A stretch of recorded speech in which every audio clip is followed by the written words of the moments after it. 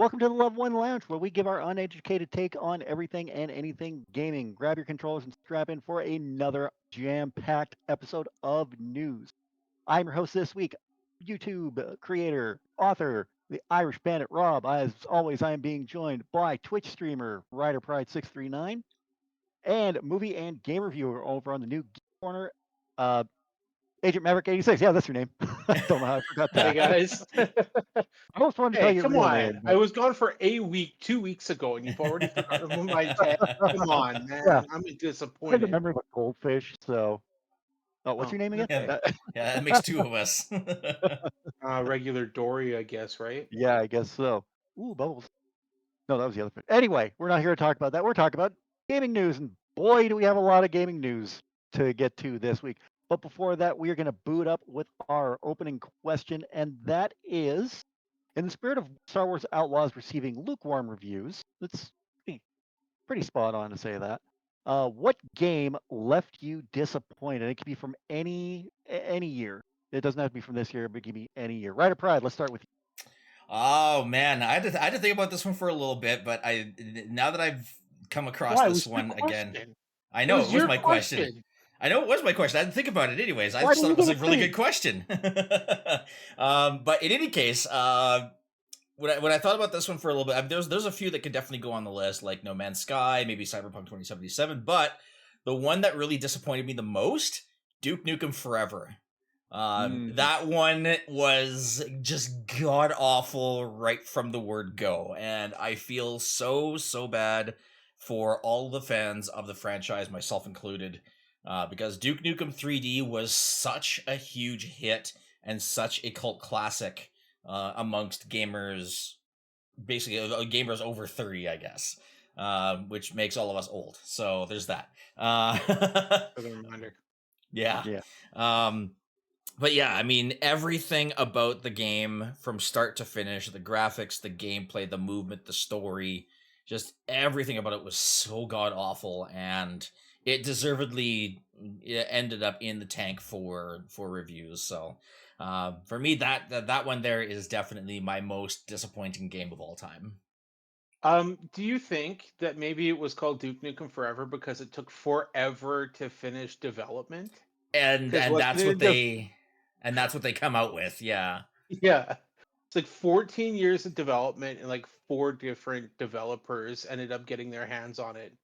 Like no wonder it flopped. Like it didn't stay with the original team. So, but I mean, I yeah, that was a great pick, Ryder, for Yeah. sure. At that's Maverick? they should have just put it in the tank for another 14 years. Yeah. Burn it. Maverick, all I got to say to that joke is I remembered I had it. And Yeah. all right, So Maverick, my how about you? my pick, yeah, my pick. So I got really excited for one uh during the PlayStation 5 reveal showcase. And it was one that I was anticipating the most. I got more and more excited about it the more and more I seen it. I bought it day one. I had an issue actually because we had moved, and I thought I canceled the order for the game, and I didn't. And I actually ended up having a second order placed for it, and I ended up getting two copies. But Forspoken, I was so heartbroken that it was so bad. Like it wasn't even a lukewarm game. It wasn't mediocre. Like there's nothing wrong with a good game. This game was flat out terrible. The only word that the main character seemed to have known was the F word, and she used it in every other sentence, which, you know what, fine. But I kind of feel disconnected from characters when you're using it in every sentence, every other word. It takes me right out of it.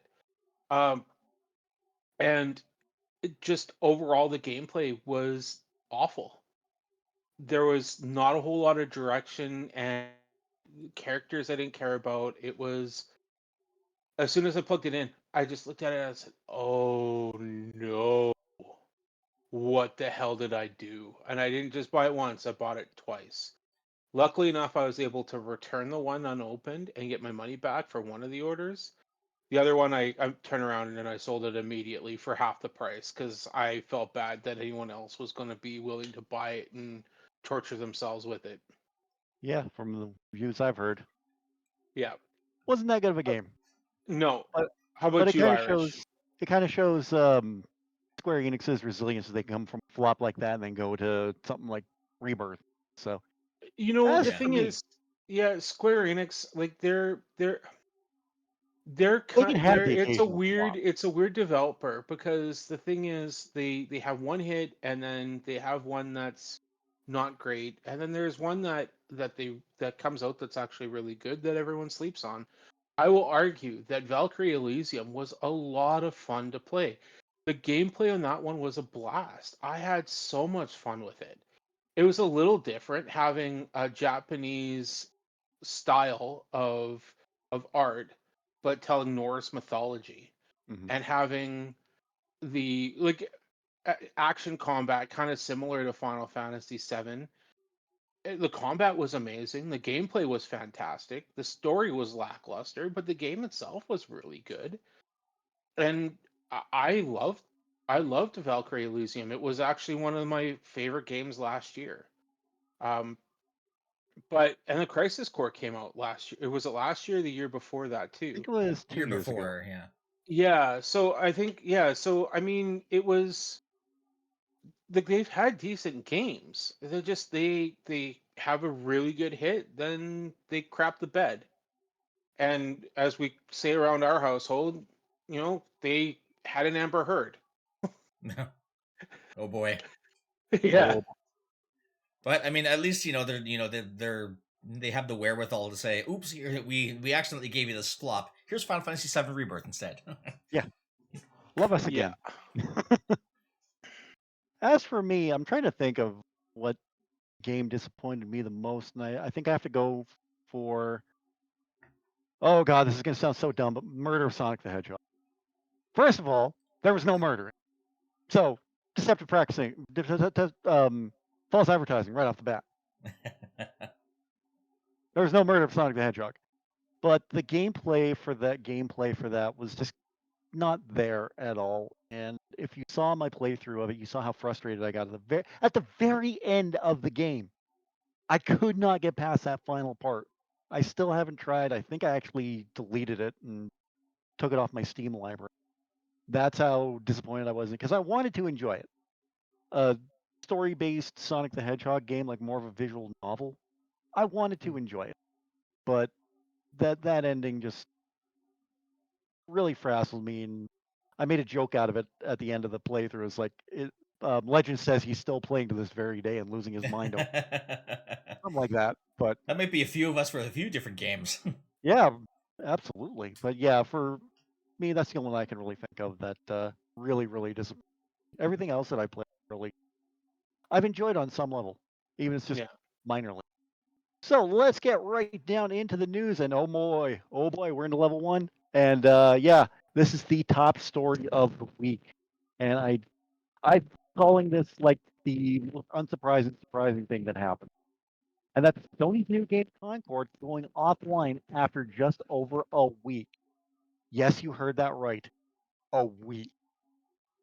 After just a week on the market, Sony has decided to remove Concord from sales and will take the game servers offline.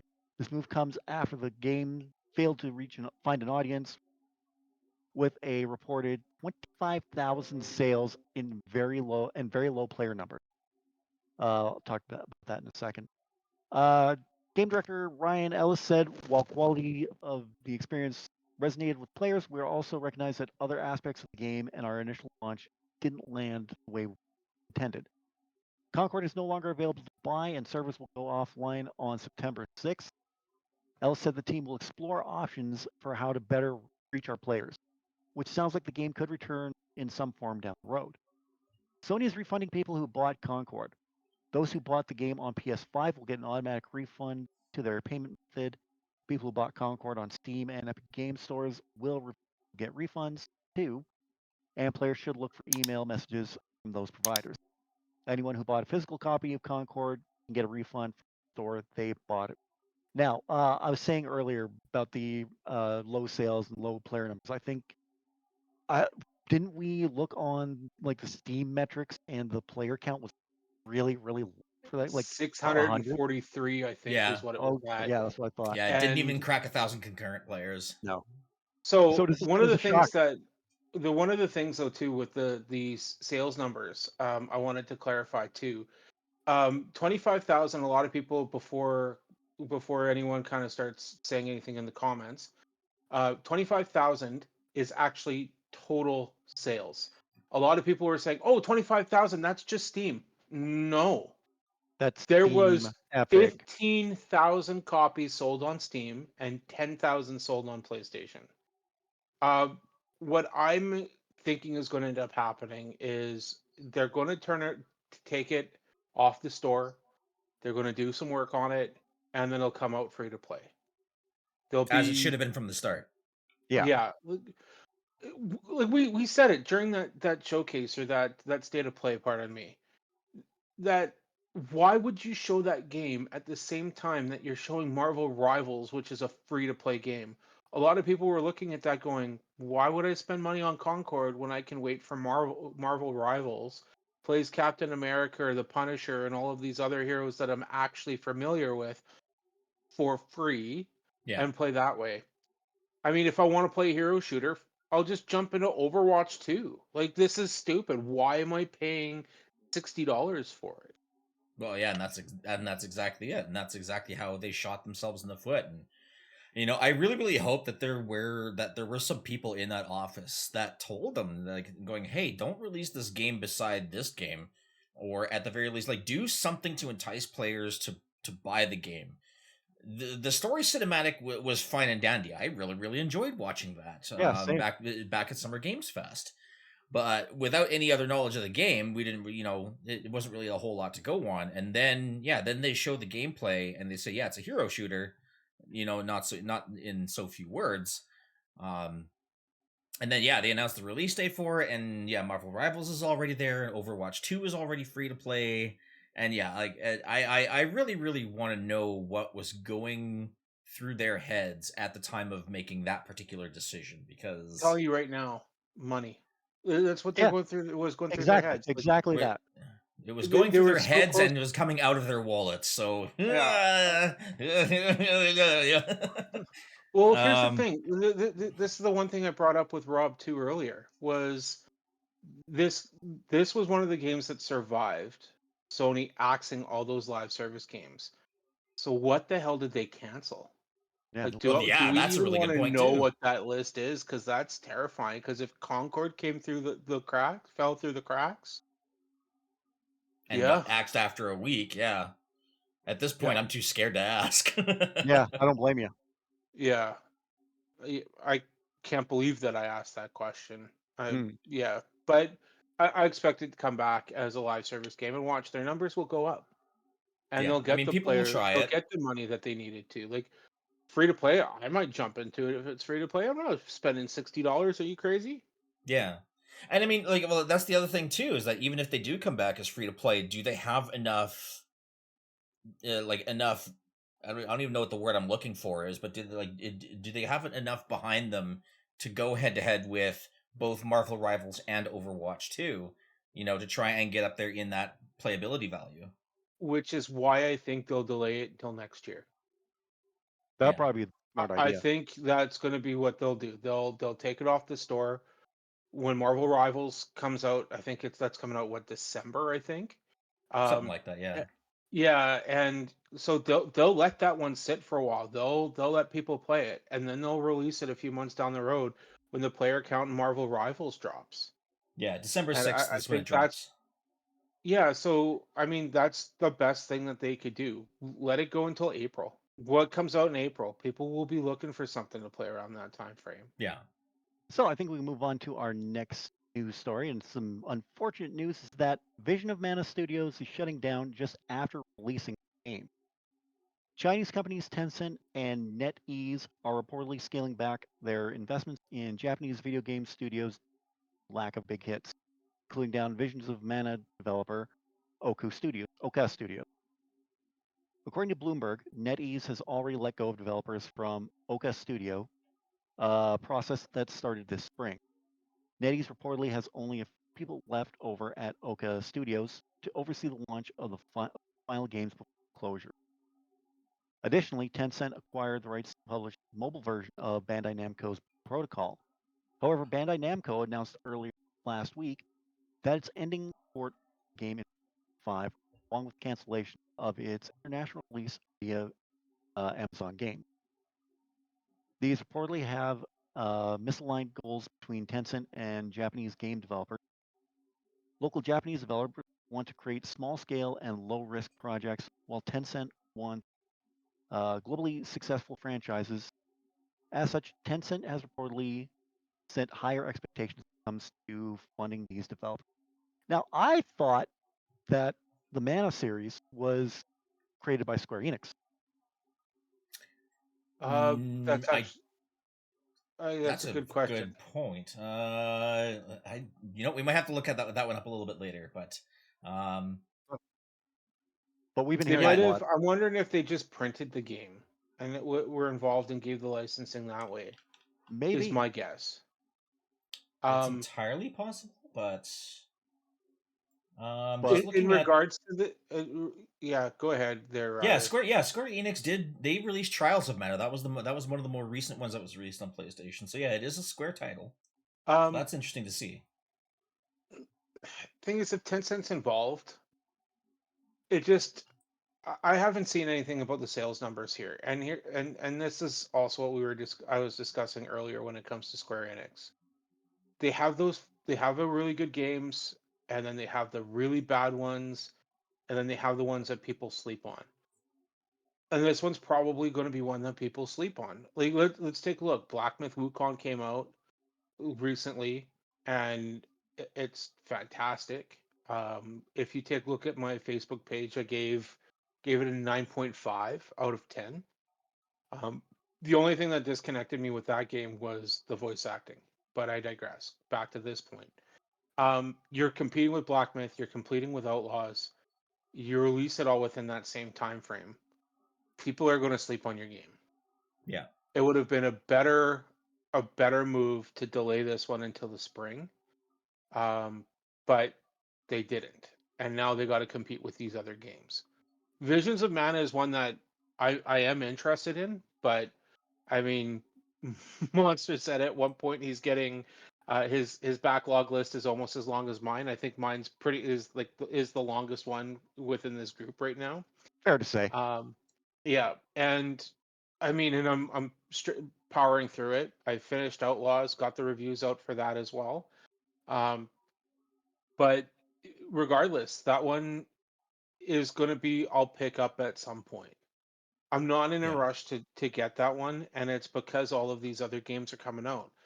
There's too much, and I think that's part of the problem. Tencent's is likely looking at this, going, "Where's the money?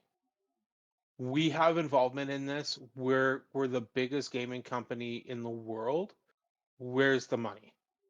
There's no money here. You're shut down. We're not going to tolerate it." And I think that's going to be the direction on why they're making these decisions.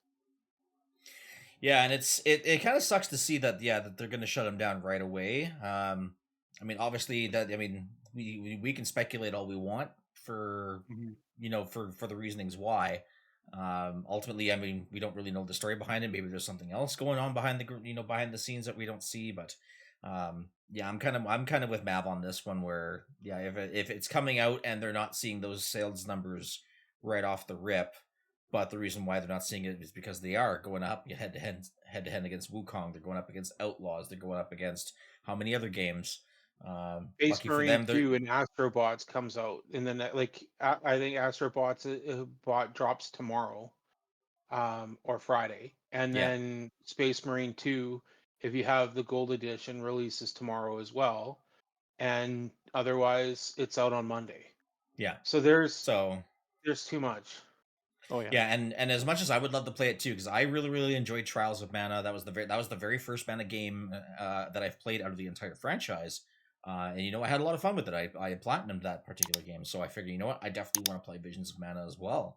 So I mean, I'm still gonna get it regardless. But yeah, it's gonna kind of sit on the get later, play later list because we have all these other new games that are coming out.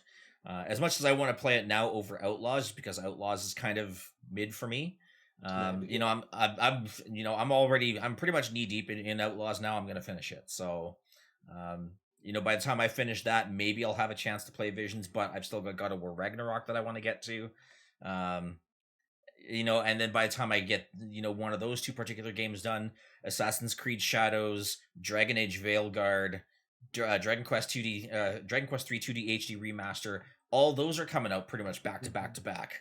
So yeah, it's going to be hard to it's going to be hard to fit Visions of Mana in amongst that caliber of games. So it sucks that they're shutting down the studio, but yeah, no, I think I agree with Mavin that they should have let that one simmer a little bit longer just to to align the release dates so they can actually maximize potential sales out of it, basically. All right, moving on to our next news story and more bad news. We've been talking about this all year, but Rocksteady hit by layoffs after Suicide Squad Kill the Justice League underperforms. Suicide Squad kills Rocksteady. The company's QA department has seen its size almost cut in half over the past month. Originally a 33 team reduced to 15, with poor sales of Suicide Squad directly cited as the reasoning for its construction. The job losses extend outside of QA2. One staff member posting publicly on social media over the weekend revealed that they'd been told they were being made redundant in the middle of their paternity leave. Oh, that's kind of a harsh thing to do. Oof. Yeah. Yikes. That one sucks. I feel for Yeah. for him or for Big time. them. Big time. That's awful. And shame on them for doing that. Yep. Agreed. In regards to the layoffs, though, with that game, are we really that surprised? I know Monster's like, oh, this is the best game this year. Blah, blah, blah. No, that's Infinity Nikki. That's Infinity Nikki that he's saying this is the best game. Oh, yeah. Yeah. No, this one. Suicide Squad's been dethroned on his list. This one was I'm a huge DC fan. I've seen some of the gameplay, and at first, I kind of wanted to see what direction I was going to go. But I'm a huge Superman fan, and I didn't want to kill my favorite superhero. It was part of the reason behind it too when it first started. And then I started looking at the gameplay, and it got worse and worse and worse. And then it was delayed, and to me, there wasn't enough of an improvement to move the needle. I thought about it for a little while to pick it up. It went on sale at one point. I thought about it, and I said, you know what, it's just not worth it. I think this is another one that will eventually go free to play. I don't think it's a matter of if, it's a matter of when. I also think it's possible that it'll be on Game Pass sooner than later too. And I mean, what was Gotham Knights went on there fairly quick too after 4 or 5 months of that release, and that one was okay. It wasn't a great one either. They started off by killing Batman, but it was fun to play with friends or a friend. It was two-person co-op. This to me isn't a shock. I didn't like the look of it from the jump, and the story doesn't help. Yeah, no, and that's I mean, DC's never really been my cup of tea either. Let alone the gameplay and game style not really being my cup of tea either. I saw a couple of initial highlights of like some early access reviews from content creators and YouTubers that kind of cover the game a little bit, and I kind of looked at it and I'm kind of, I don't know, it just didn't seem that good to me. So again, it sucks. More layoffs. When we finally thought that we were turning a corner and seeing more, studios being created and people getting hired and things like that. Now we're right back into the layoff cycle again. But this being more of a performance based layoff as opposed to CEOs saying, screw you, give me more money. I need to buy another yacht for my kids, type of thing. Well, in the QA department, I think they should have vetted this game a little bit more, though, too. And I think that's part of the problem, too, was it just overall wasn't vetted well. All right, moving on to our next story. And, this is a tough one. Ubisoft's share price falls to 10-year low after Star Wars Outlaws launch. Firm stock decreased by 10% in the 2 days after the game's release. Ubisoft stock has taken a hit following the release of Star Wars Outlaws, having fallen by more than 10% in 2 days. Insider Gaming reported that the share price of Ubisoft Entertainment SA fell to 15 pounds, the lowest it's been since 2014. It's unclear the impact this will have on Ubisoft's financial year. The publisher is off to a solid start, having outperformed targets in Q1 2004. In its latest financial report, sales were up 12% year on year at £323 million, while net bookings increased by 8.3% at £290 million. These results were driven by the success of free-to-play title X Defiant and pre-orders for Assassin's Shadow. So a little good news, bad news situation for Ubisoft in that particular aspect. Like the overalls look good, but the stock taking a hit, that's not so good. Yeah, What are your guys' and thoughts? again, not surprising with how Outlaws is. Like I said, I'm gonna finish the game because it's a Star Wars game. I may or may not be a fan. Just saying. But Look at the shirt. yeah, exactly. Yeah, it's like I said, the game is definitely not. It's not a blockbuster by any stretch. It's not the worst game I've ever played. But I can pretty much guarantee you that this game is not getting any Game of the Year nominations whatsoever. If it ends up on the ballot for some reason, I'll be shocked. But I highly doubt it at this stage. But yeah, seeing that's how stocks work. You know, if your product performs well, the numbers are going to go up. If your product tanks, it's going to go down. I mean, that's anybody who's played the stock markets or bought things like that. I've done it before. Used to use the Wealth Simple app. There we go. Not looking for a sponsor, by the way. But yeah, no, like I've seen the stock on there. I've seen it go up and down. Gaming stocks are pretty volatile as it is, even without the notion of having a game like this not perform as well. So it is what it is, unfortunately. The part that I'll add to this as well, as I said at the top of the hour, is there's nothing wrong with a good game. Right. Good, not great. And here's the thing. When you have a good game, people are less likely to spend money on it. I felt that Outlaws, it combined Assassin's Creed mechanics, Star Wars, and Red Dead Redemption. But it almost felt like they took the worst aspects of it, or they took the parts that were the best of it and made it worse. And that's what I had the issue with. I struggled to get into it. I think it took me a good solid 6 or 7 hours to actually even get into it. By that point, I'm halfway done the game. And I think it was more when ND5 came in, and I know that Riders finally is familiar with that character as well, a little bit more finally now. got there. Yeah. Too much But when side it comes questing. when it comes to Ubisoft though, I worry. They told investors last year, we're not making a profit. It's not going to happen. We are banking on Skull and Bones. And we all know how that one turned out. So then they turn their attention to Outlaws. And the reason why Assassin's Creed Shadows is going to do well for them is because they have finally given us the setting that we've been asking for years. And that's why it's selling. And that's why I think it's going to perform well. I unfortunately still think it's going to be a mid-tier game. I'm not expecting an 8 or 9. At most, 7, 7.5 on the high side. Doesn't mean it's not going to be fun. I'm invested in that world already quite a bit. I've played most of the Assassin's Creeds. I've missed 2. But that's their bread and butter. And I do think that they need to find a way to change the formula of their games these days at this point too. because their formula is starting to get a little dry, and people are starting to veer away from Ubisoft. See a game, oh, this is going to be really good. Then, oh, Ubisoft, I think I'm out. And they Yeah. have to start being able to bring new and fresh ideas to the table. I'm Like Division hoping 3. Shadows does that. Yeah, I'm hoping Shadows does that.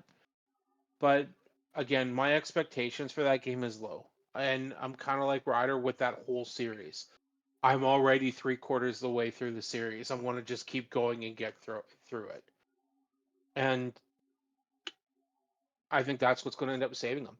And they're already realizing this too. They're starting to remaster some of the old games. Yeah. Assassin's Creed 1's eventually going to get remastered. Black Flag is going to be the first one coming out because that's a fan favorite. And that one is a lot of fun. That was probably one of the better ones. My favorite is still 2 and 3.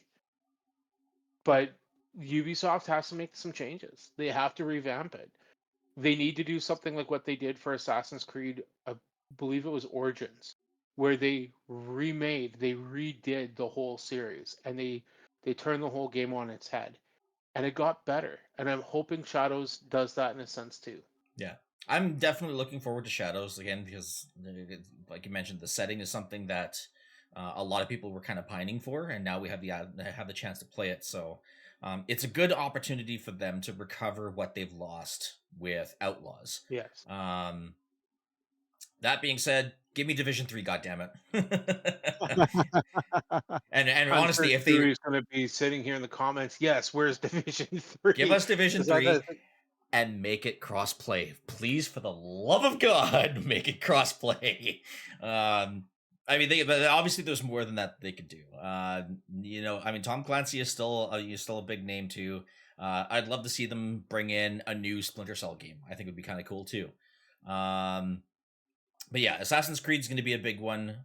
Star Wars was a bit of a miss. They may have an opportunity later down the road. I mean, it's not so much a flop that they're going to cancel it and cancel the whole DLC because there is going to be story DLCs that are going to be added on at a later date. So, we still have that to look forward to in a sense, I guess. So, but yeah, Assassin's Creed, I think, is going to be that's going to be the ship that basically determines whether or not they break even this year. Yeah. And I think that's their main goals. They're not really looking to make a profit. They just want to break even. And then next year they'll have the ability to say, all right, here's what we got coming. Buy our stuff, please, type of thing. And keep in mind, I stand by my comment. Outlaws is not great, but it's good.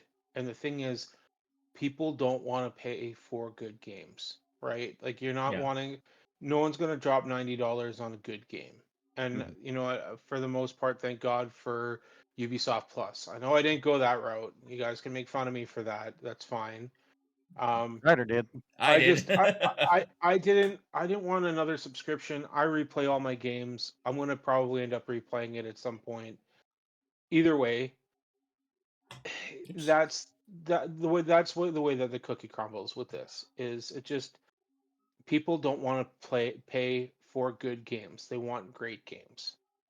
And people need to vote with their wallet. And that's the way it's got to be. And they're going to take a hit for it. If a good game's free to play, I'm more likely to get it, but I won't pay $60 for a good. Well, and that's exactly what I mean. Right? Like Yeah. I get that. And you need to be able to do that. Everyone should be doing that. And like for me, I'll bite the bullet because I know I'll replay it and I want to get a review out for one of the larger games of the year. So if it's good, then people won't feel like, "Oh, I have to rush out and buy this one." But I also want people to be like, "Oh, I really enjoyed Dark Souls games, and I'm wondering how Black Myth Wukong was. Should I rush out and get it?" And with someone like I wrote a review and I gave it a 9.5, it's one that you should go pick up. Like that's why I do what I do and why I pick it up is so that when it's mediocre, I can tell people not to get it or to hold off or wait for a sale. Yeah. All right, moving on to our next story. Black Myth Wukong reportedly delayed on Xbox due to Sony exclusivity deal. Last week, we reported that there was a delay for Black Myth Wukong on Xbox due to memory leak. The action RPG Black Myth Wukong actually down to launch on both Xbox Series X and S and PS5 on August 20th. But just 2 months before the game's release, developer Game Science revealed that the Xbox version had been delayed so the studio could further optimize the game. Rumors about the technical issues have persisted in the months that followed. But now a new report for it states that the reason Black Myth Wukong is not currently on Xbox is due to exclusivity deal, not because of some sort of tech causing a delay in the release of the game. Forbes Paul Desai reports. As for IGN, Kat Bailey writes, IGN understands that no tech issue that would delay Black Myth Wukong has been reported to Xbox. Rather, the Xbox delay is the result of an exclusivity deal neither Game Science nor Sony has published, the source said. The source described the rumor of the tech issue on Xbox as yeah, we reported that last week that it was a memory leak tech issue, but now we're getting a new story that it's an exclusivity deal. Shouldn't these things be upfront? Like, shouldn't they tell you, oh yeah, this game is exclusive for this time? Because Square does it all the time.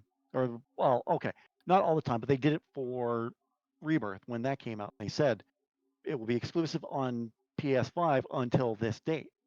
So shouldn't that be kind of an upfront thing? Sure. But Ryder, why don't you field this first? Because I've got kind of an interesting take on what Rob just said. Yeah. It's interesting that and to that point, like, why wouldn't they just say no? It's exclusive on PlayStation 5 until such and such a date. I don't quite understand the reasoning or intentions behind hiding the exclusivity deal. Um, although I shouldn't necessarily say they hid it, they just didn't mention it, which is like it's really really odd to me that they would do that. Um, I still wonder whether or not whether or not the memory leaks was still a thing. Um, and I mean, obviously, it's still very well could be that there's still a tech issue for it. It's just that's not the actual reason why it was delayed. But now they still have this issue; they still have to fix it.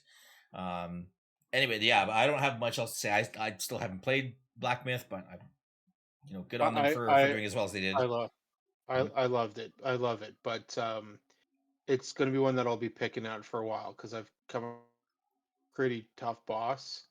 So it might sit for a little bit. Um, and I'm getting too excited for Space Marines too. But anyways, I digress. Um, so I think I kind of have an answer for this, Okay. and I believe it's kind of more of a cultural thing for within China and Japan. We have to keep in mind that when we're talking about this culture, they're very very proud people. For a very good reason, I think. So when it comes to things like this, they won't typically be upfront with anything that puts them into a bad light. And we're in a situation now where people are happy and excited that exclusivity is starting to go away. And things like this start coming out and it doesn't look great. It doesn't look good for Sony.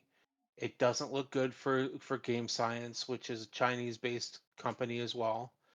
And again, they're going to keep things under wraps. I mean, there have been stories where there was a potential nuclear reactor that was about to melt down, and had it melt down, it would have been a level 7, and they were claiming that it was a 3.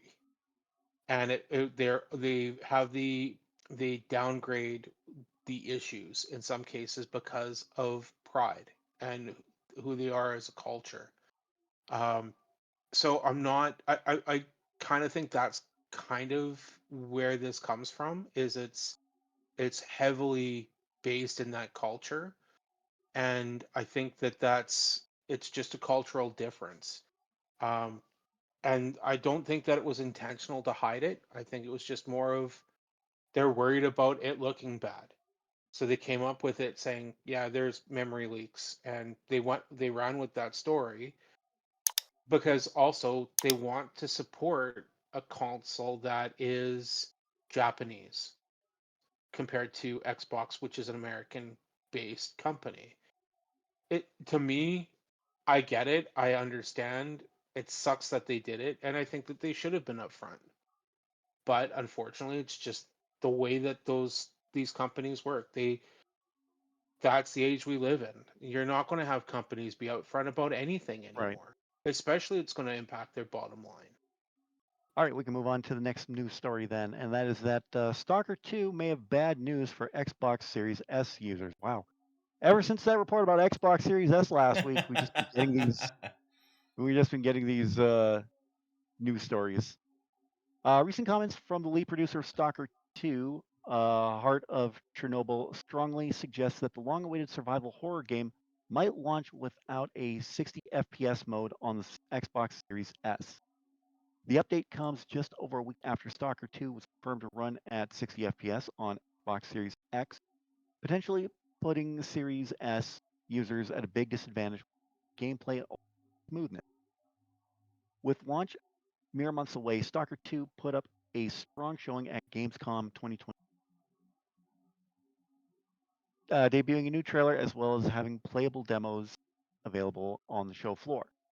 Xbox Series X builds uh, builds confirmed a slick 20 FPS, 60 FPS. Oh my God, my eyes are seeing things that's not there. But it seems Stalker 2's performance on Series S may not be quite as smooth.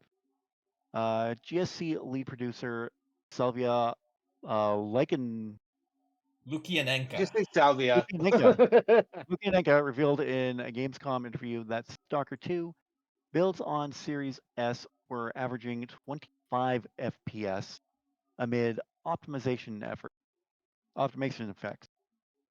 Lukianenko, we'll just say that, then clarified in a recent tweet that they misspoke in the interview, stating that Stalker 2 is currently averaging 35 FPS on the Series S. Ooh, it's a big old upgrade to 10 frames per second. The 10 frames can make a big difference. Yeah, it though, can make a Yeah. big in that difference. case. Yes, I will Yeah. agree with that. But when you're looking at 60 FPS to 35 FPS, That's but still a really, really big jump. yeah, it's still a bit. Yeah. But like I said, we've been seeing these stories more since that Xbox Series S news story we had last week. And what are your guys' thoughts on this? I've been seeing this for years, ever Mhm. since the release. I mean, half the reason why Baldur's Gate didn't make it onto Xbox there for a while was because they were told by Phil Spencer, you need couch co-op on the Series S. If you don't get couch co-op, you're not getting it on Xbox. And they worked on it, they worked on it, they worked on it, they worked on it, and then they seen how much it was selling on PlayStation and on PC and said, we want some of that pie. And they said, fine, you don't need to have couch co-op for Baldur's Gate 3 with a Series S. Just give us the damn game. This has been a common thing, and this is exactly what we were talking about. The stats of the Series S just isn't there for support for a lot of these games. And And it it's sucks that developers basically have to build two games, as it were, for the series. For the Xbox. They got to have one that's slightly more, lower optimized for the Series S. Then they can have the regular game on Series X running on the hardware that it does. Yeah, and I think honestly, I think Microsoft, at least I would hope that Microsoft learns from this one. When it comes time for the next gen of consoles, so when the PlayStation 6 comes out, and the Xbox Series Gamma, whatever they want to call it, when it comes out, Gamma's one actually pretty console. good. That would be awesome. Yeah, one console. That's all you need. Don't split this up into. I understand why they did it, and Mav touched on that perfectly last week. Having a lower budget option for people to basically have an entryway into gaming. Unfortunately, we're seeing what that choice does on the gaming universe itself, Mhm. Yep. where if all the really, really good games and really great games that you really want to play aren't releasing on Xbox because that Series S is holding the entire franchise back. So yeah, no. When it comes to when it comes to the next gen of consoles, one console. That's it. That's all you need. Release the console and then release a handheld version. Maybe Oh, there you go. maybe that'll be the compromise. Mm. I'm That good would with work. 2. I'm good with 2 systems, but digital disc. That's the only difference. Yeah, It yeah. But I mean, outside of that, yes, I agree. Do something like what's going on with the PlayStation 5 Slim. I don't know how many people. I'm sure a lot of people know this. I don't know if you gentlemen are aware of this. I know, Ryder, you more than likely are, but the disc drive for the PlayStation 5 Slim is removable. I Oh mean, you wow, can buy I a didn't know that. digital. Yeah, you can buy a digital PlayStation 5 and then buy a disc drive later and add it. It's simple to do something like that. I Yeah. mean, that's a great idea. My hat's off to Sony when it comes to that. Um, and in regards to this situation, yeah, I I don't have a whole lot else to really say in regards to it. It's yeah, just the way that things work these days now. And a new console, I hope you're right. I hope it is. I hope it ends up being different.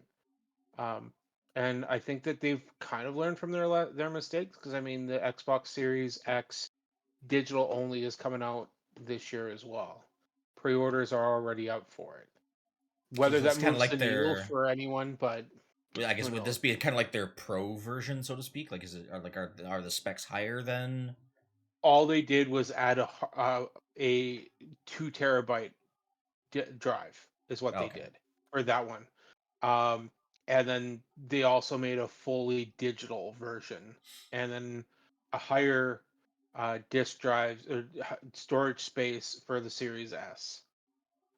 That's the only difference that they did, was they created systems that had larger disk space. Yeah. Well, nothing wrong with that. I Oh was no, gonna not at And say, all. yeah, I I was like gonna kind say, of 'cause that like what be you said. Yeah, if you're gonna have the multiple consoles, yeah, do like disc version, digital version. Keep the same specs though. Yes. I Yeah. was just about to say, is that going to be like the equivalent of giving Malibu Stacy a hat, calling it new? But no, it sounds Well, like and it's I going to be mean, something good. it's pretty straightforward and easy to extend your memory space as well on Xbox Series X and on PlayStation as well. It's just this, what I can't remember, M2 drive their rider for solid state. Yeah, that's And the it's current standard. Yeah, and it's takes nothing. It's one screw, you pop it in, you put the cover back on, you close it up, that's it, you're done. The Xbox, it's even more simple.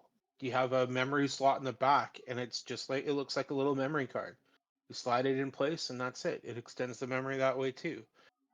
It's easier to install it on the Xbox, but I mean, it's not hard on the PlayStation either way either. Yeah, So exactly. for me, I wouldn't be rushing out to get a new system for more disk space anyways. I mean, you can just delete games and re-download them or reinstall them when you want to play anyways. Who cares? That works too.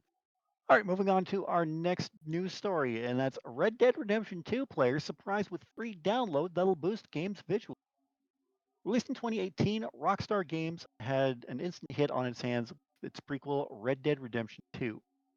On the aggregate website Metacritic, the Wild West adventure garnered an almighty score of 97. Sorry, dyslexic. More than earning a must-play accolade. NVIDIA announced during Gamescom a new free download of for its RTX technology, which now has enhanced DLSS support that is capable of over 600 PC game apps. RTX encompasses an ecosystem of technologies that make high performance, high fidelity gaming a reality, reads a blog post from NVIDIA.com. Ray tracing powered by dedicated RTS cores, bringing immersive and realistic lighting and reflections to the game.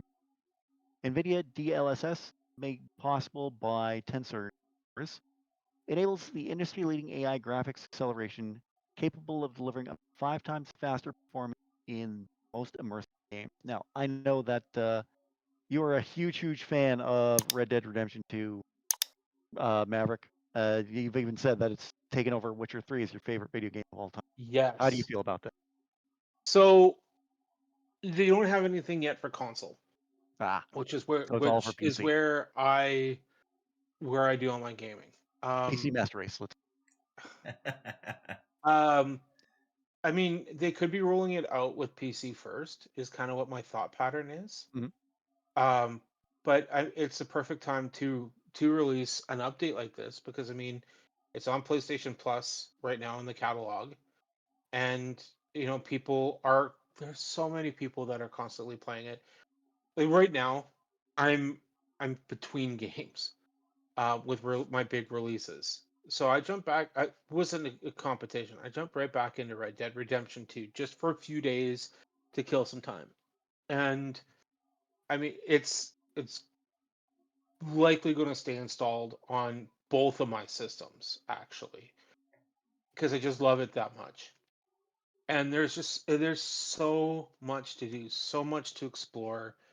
I'm hoping that they release something on current gen consoles. Um, are they going to do it or not? I don't know. But even with the version that's out there right now, it's one of the prettiest games I've ever played, even with the last gen's graphics. And I'm already immersed in the world. I don't know if that update's really needed. Will I take it? Absolutely. Oh yeah. Um, but in regards to the tech side of things, I really am more interested to hear what Ryder has to say about it because I'm sure he's got a hot take on the specs in that case. Well, it's not really a hot take. But yeah, you will definitely speak more to the Red Dead Redemption side of things. I will definitely speak more to the Nvidia side of things because I do have an Nvidia card. I don't have the game installed on my PC though. I may eventually play it on PS5. Um, I like the fact that they're doing something like this for a game, in that they're providing free updates and free visuals. Basically like an HD graphics update. It's basically just a new asset pack to download. Hopefully, we get to see this happen more with Xbox and Sony later on down the road, because eventually, I mean, they're gonna want to use. I imagine they're probably gonna want to use Nvidia hardware in their consoles. I know right now they're mostly primarily AMD, but I think they're. Xbox used. I thought I, Xbox I'm already pretty used. sure one of them used Nvidia as well. But that being Pretty said, sure it's Xbox. yeah, the type Yeah. of cards that they used in the consoles aren't quite as powerful or upgradable, so to speak, as the dedicated graphics cards like you see in gaming PCs. Um, but yeah, it's good to see that they're taking advantage of the new DLSS technology. They're using they're adding more ray tracing to games. They're taking advantage of all those tensor cores that they're putting into these new cards, um, and being able to basically improve the user experience for free. And I think that's kind of the big thing, and that's why this is getting so much praise, is that they're not charging people. Red Dead Redemption. Who was the developer for that game again? That wasn't CD Projekt Red, Rockstar. was it? Rockstar, Rockstar. right? That's what it was. Yeah. So yeah, so it's good to see that Rockstar isn't charging players on the PC side of things to improve their visuals. They're basically saying, okay, yeah, we've got all these extra asset packs now that we can use, that have been improved by NVIDIA. Here you go, type of thing. And Eventually, NVIDIA, by the way, does have a partnership with Microsoft okay, and not Xbox. surprising, really. So yeah. No, not surprising. Yeah. Hopefully AMD follows suit as well. Their new Fidelity FX, which is basically their answer to Nvidia's DLSS. Their new Fidelity FX. I can't remember the exact name of it, but hopefully they do something similar later on down the road too. AMD, they've always been a very, very big competitor when it comes to their processors and going head to head with Intel. And they're still, neck and neck for, you take a look at gaming PCs all around the world, and you're going to find almost a 50-50 split between AMD and Intel. Now that AMD's kind of really, really stepped up and improved on their graphics card line, they're starting to catch up to that NVIDIA line as well. NVIDIA's still the clear-cut favorite, but AMD is getting up there too. So hopefully with their technology, they're gonna do the same thing where they're gonna start being able to offer a lot of these free updates to improve graphics on already released games. So hopefully that's the case. But yeah, absolutely good on Rocksteady, good on Nvidia for doing something like this. Hopefully this starts a trend of seeing this a lot more with other games that everybody knows and loves. Anything else, Maverick? No, I'm actually just surprised to hear that Ryder is also going to be looking at Red Dead Redemption 2 going onto his list. Mhm. You're in for a treat, but I'm going to warn you, she's dry for the first couple hours, but once you power through the first chapter, it really opens up. Okay, moving on to our next news story, and that is Moose story? PS5. Moo. Yeah, so meow, meow. I'm a cow. Anyway, PlayStation 5 Pro accidentally shown off early by Hideo Kojima. The boiling pot of rumors about the next Sony console was threatening to overflow already. But now that Hideo Kojima has revealed the upgraded PS5 prematurely, social media is flooded with more speculation. The first glimpse comes after another PS5 Pro design that had gamers gushing over how beautiful. Kojima is clearly playing a PlayStation of some kind in a promo picture in a picture posted to X with a covered up object. However, people believe it to be the yet to be unveiled PS5 Pro. Why cover it up if it isn't? What's covered up on the right? Asked user Lamanchi Sky on Twitter. To which others replied that's PS5 Pro dev kit. From there, a string of posts have appeared across social media that further draws attention to this concealed piece of tech. Despite some claiming it's just a PC being used with a PS5 controller, the majority believe this is yet more proof that the PS5 Pro's release is imminent. What do we think? It's coming. We know it's coming. Oh, we So know it's coming. I don't think this is. I think people are making this to be a lot bigger than it actually is. More than likely, the internet tends to do We know that. it's coming.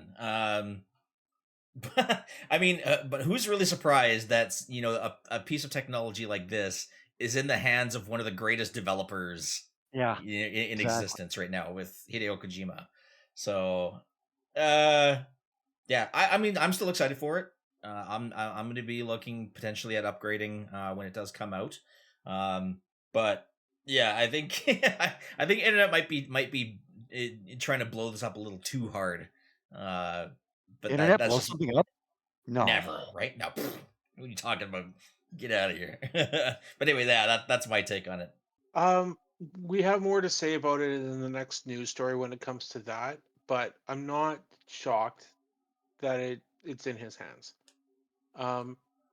And I I think that a lot of people are excited about it because they knew from the get-go when the PlayStation 5 was announced that this was going to happen, that the Pro was going to come out. So I think that there's a fair number of people that have waited for this system to get their hands on it. Because why would I invest in the PlayStation 5 if I'm going to get the Pro? And especially when, let's face it, there's not a whole lot of games on PlayStation 5 that hasn't been released on onto PlayStation 4 up until like spring of this year. So it's not like there's going to be a long backlog of games for people that have been waiting. And that's the thing, people have been waiting for this system. There are going to be people out there that are like Ryder saying, "Here's my system. Give me the PlayStation 5 Pro." Like they'll have a trade-in value for it. I I'm not going to pick it up. I'm happy with my PlayStation 5 Slim. It plays the games I want to play. It has the graphics that I'm happy with. I'm not overly excited, but I've recently upgraded mine already as it is. I was kind of forced into that, but it is what it is, and I'm all I'm going to say is I'm happy that more fans are excited and will be joining the PlayStation family. Yeah, and I mean, I'm not necessarily planning on upgrading out of necessity either. It's Yeah. yeah, I mean, yeah, the new technology is nice and all. I'm more doing it just because now it's an opportunity for me to continue playing PlayStation 5 games and renew the warranty. That's kind of where There you where go. I'm sitting on that. Right. So Well, and I mean, I did arrange for your PlayStation 5 to come very early because it was at a time where so this hasn't really been discussed much on this podcast. So I'll kind of give the story a little bit. Um, so Ryder, of course, as a lot of people know, is actually my brother-in-law, um, and I knew that he was eyeing up games like Final Fantasy 16, Final Fantasy 7, Rebirth, and I knew that there's quite a few hurdles for him to be able to get over, to be able to get it. At the time, mainly with inventory issues was the main thing, I believe. Um, so with all that kind of that was playing out, I sat down and I had a chat with my family. I think it was in July, and said, "Hey, let's get Ryder a PlayStation 5." And we got everyone together, everyone chipped in. And I thought it was going to take me months to get my hands on one for him. There was a delivery at GameStop. I was able to find out the next week, and I was able to get it like within 3 days. So it sat in my closet for Christmas for him from July to December. So it burned those 4 months of warranty. Unfortunate, So but I'm still grateful all the same. yeah, Yes, exactly. And it's still working too. Yep. yeah. So let's move on to our next news story, and that's kind of continuing off from the last one, and that is that Sony's State of Play is likely coming in late September. Rumored. Giant Bomb's Jeff Grubb has claimed that PlayStation State of Play will likely be released by the end of September. The rumor came during today's Game Mess when, after speaking on the PlayStation 5 Pro, Grubb said there's probably going to be a PlayStation State of Play by the end of. Unfortunately, Grubb didn't dive into what could be announced. Still, both he and co-host guest theorized that it could be something akin to the PS5 Pro announcement, followed by a miniature game showcase on the console. It remains to be seen when the PlayStation 5 Pro will be announced. Unfortunately, such information is hard to pin down due to how PlayStation segregates its departments from one another in an effort to stop leaks. However, logically, it makes sense to announce the console ahead of the Tokyo Game Show, which starts on December 26, 2000. According to our developer and manufacturer, PS5 Pro is still on track to be released around mid-November. Yeah, I'm kind of expecting there to be a state of play coming sometime this month. Not exactly sure when, but I think it's time for PlayStation to do Sony to do a state of play. Yeah, it almost feels like they're overdue with everything that went on with Yeah. Summer Games Fest and Gamescom. Yeah, it feels like they're due for something. But you can bet your bottom dollar that when it does happen, we're gonna have it right here live on the podcast. You better believe it. Yeah. So I'm not shocked with this because Sony flat out came out and said, "Hey, look, there's nothing in our first catalog of games coming out this year. Sorry, guys, deal with it. There's other games coming. You're still going to be entertained. There's nothing coming out this year." I still think COVID had a big issue with that, which pushed a lot of these games out and delayed a lot of development. So basically, that 1 year delay or that 1 year of COVID of us being barricaded in our homes, I think this is the time where things are starting to catch up. At least for Sony's end. So they have a lot to announce still for next year. Um, Now I know Monster is still waiting for an announcement, and I think that's where we're going to get some kind of news on it as well. Metal Gear Solid is my bet that we're going to end up finally getting a release date for Snake Eater for that on that showcase. I'm hoping that we have some kind of update as well on Wolverine. This is the perfect time to get some kind of news out for Wolverine as well, with how well Deadpool and Wolverine is doing in theaters right now.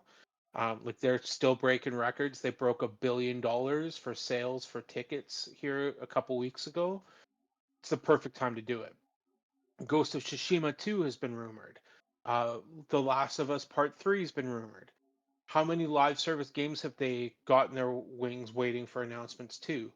Yeah. There's so much that they have in works that we do absolutely need an update. There's a lot with Sony that we do not know at this point. The PlayStation 5 Pro will get, I believe, at the end of the showcase, Loudly. and I believe, and I don't believe it's going to be state of play. State of play is too short. I think it's going to be a PlayStation showcase, is what it's going to end up being. But that's my thought. Be right or not, I have been wrong before. Um, but we'll see what happens with that. But yes, I absolutely think that they need to get their stuff in gear and give us some kind of update. Yep. Absolutely. And I'm going to say this too, just quick. I'm going to make a prediction. I am willing to bet that we will see the PlayStation 5 be released the 15th of November. So right smack in the middle of the month. I believe it will happen on a Friday. That's going to be my bet. That's going to be what I'm going to guess is the 15th. They typically have aimed for the 11th or 12th, or within that time frame. With that though, because of the 11th or 12th being um, on a Monday, you'll see it. I'm going to guess you'll probably see it on the 15th. Maybe you'll see it the 12th or the 13th because they really like those days as well. But within that week, I think is when you're going to see that release. I'd say closer to the end of the month, closer to Black Friday, would be my guess. Because Just obviously somebody get it out. yeah, well, Closer. it's also not going to be one of those things like it's not going to be on sale, so to speak. Like there's not going to be any discounts on it because it's a brand new console. But that's the time when people are going to be out there buying stuff. And if there's ever an impulse purchase to ever get, it's always a new console. Mm.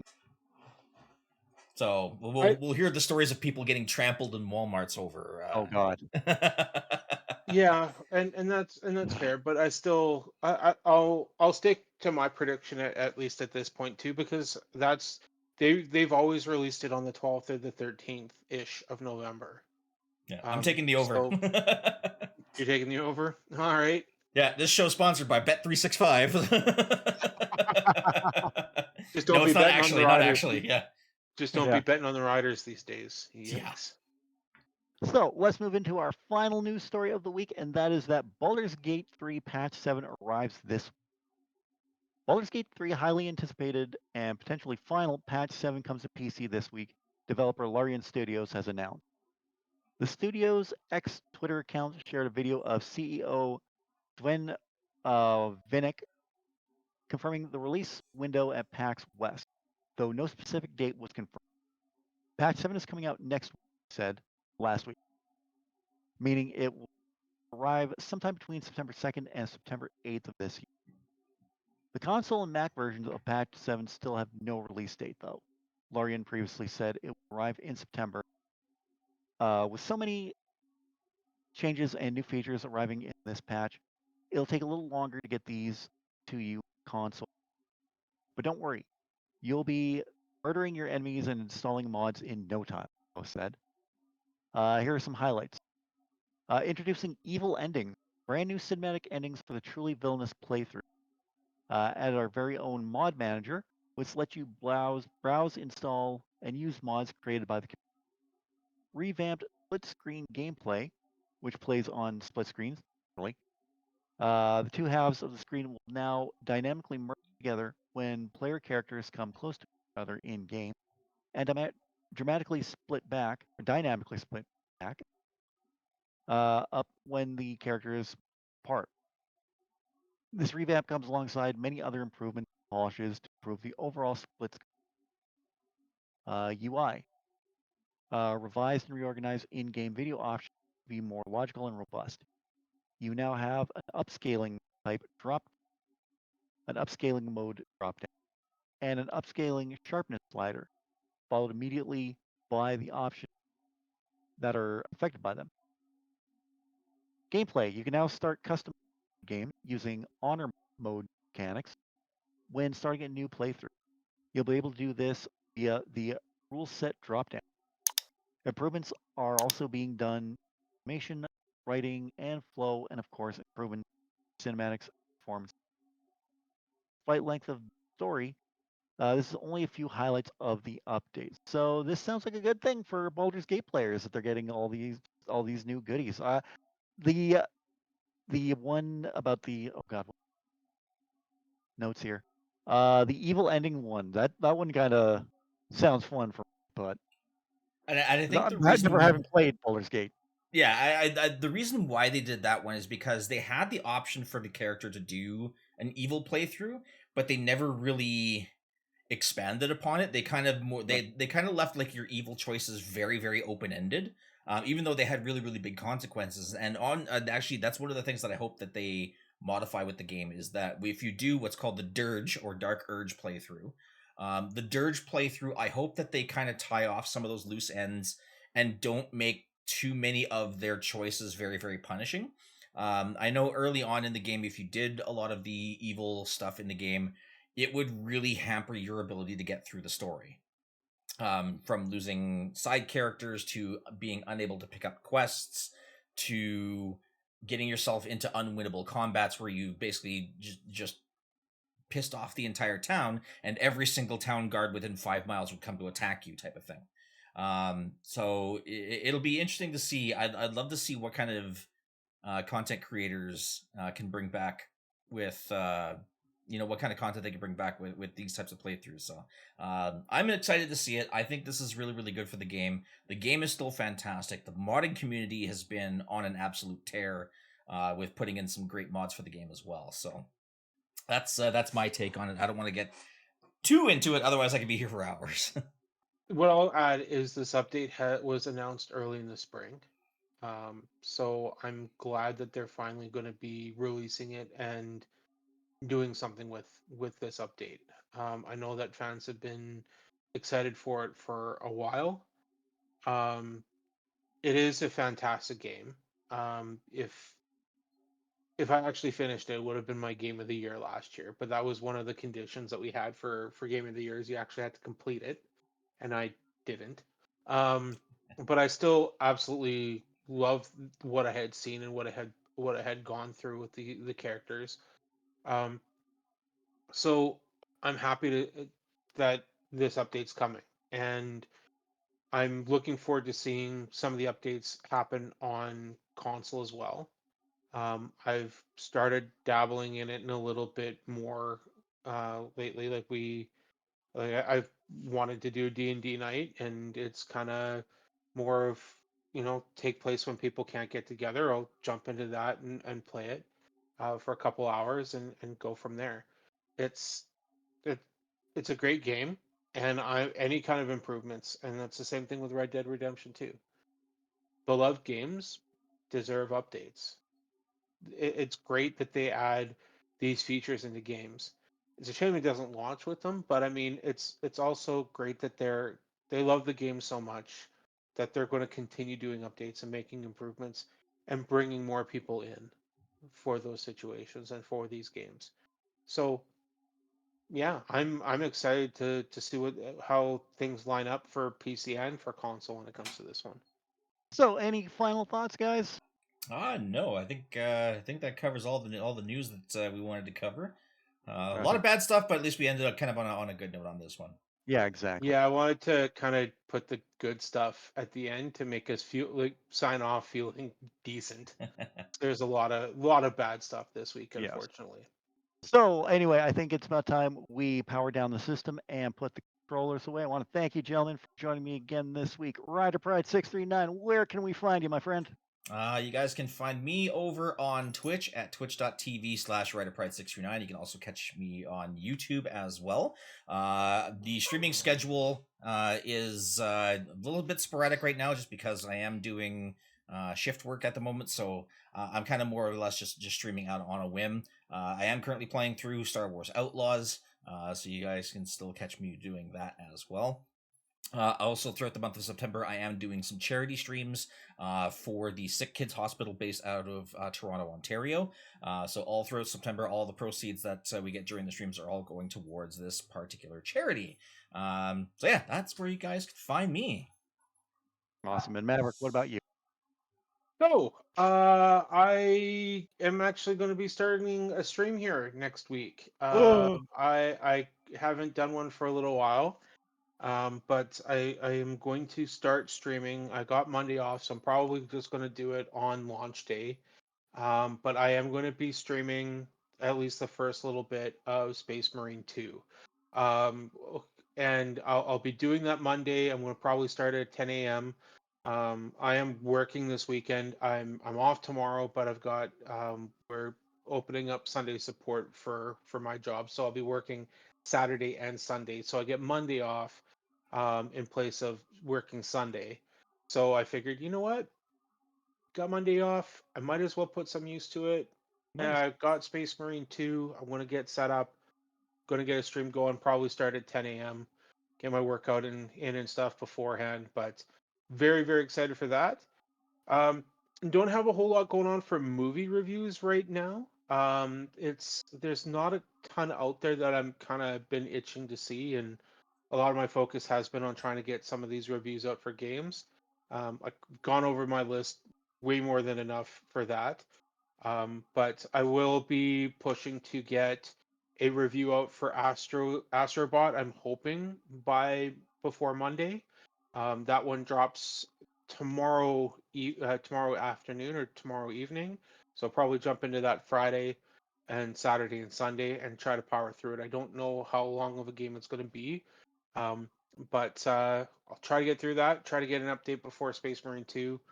But yes, I'm very, very excited. I am going to be doing a stream for Space Marine 2 on Monday. So Cool. tune in. That's going to be available on my Twitch. I'm going to be streaming on Twitch for that one. Awesome. Sounds good. And you can catch me over on YouTube on my YouTube channel where I upload twice a week. Soon to be 3 times a week again, but once I get a little less frustrated with Guardians of the Galaxy, I'll get back to that one. I've been meaning to do the demo playthrough for Final Fantasy 16, but I haven't gotten around to it yet. Hopefully, I'm going to get around to that soon. I'm also going to be playing the demo for the casting of Frank Stone as well, very, very soon. So look forward to that on my channel. Plus regulars, I got Doki Doki Relapse on Mondays, and I've got Final Fantasy 7 OG on the channel on Fridays. And you can also pick up a copy of my novel Shade Falling on Amazon. You can get it through either Kindle e-reader or on paperback. These two gentlemen both own a copy. Well, Ryder owns two. We make that joke all the time, but yes, both these gentlemen own a copy, and I'm very thankful for that. When I But come up, I should get you meet up with you and get you to sign my copy. yeah, absolutely. I think that does it for this week. So for Ryder Pride 639 and for Agent Maverick 86, I am the one and the only second Irish Bandit. Have a great week, everyone, and we will see you on the next level. Take care.